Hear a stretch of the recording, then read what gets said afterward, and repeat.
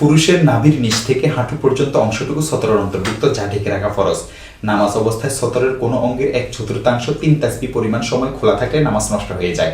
তাই নাভি বরাবর পিছন দিক থেকে নিতম্ব পর্যন্ত জায়গার 1/4 এই পরিমাণ সময় খোলা থাকলে নামাজ ফাসেদ হয়ে যাবে, নষ্ট হয়ে যাবে। আর এমন পোশাকে নামাজ পড়লে পেছনের মুসল্লিদের খুশু খুদুও নষ্ট হয়ে যায়। এছাড়া এমন পোশাক মুসলিম উম্মার নিজস্ব পোশাক নয়, তাই এই ধরনের পোশাক পরিধান করা থেকে অবশ্যই বিরত থাকা উচিত। সকল মুসলমানদের জন্য শরীয়ত সম্মত পোশাক পরিধান করা আবশ্যক এবং এই ব্যাপারে শরীয়তের যে নীতিমালা আছে তা মেনে চলা জরুরি। পোশাক পরিচ্ছেদের ক্ষেত্রেও বিজাতিদের অনুকরণ থেকে বিরত থাকার ব্যাপারে হাদিসের মধ্যে তাকিদ এসেছে।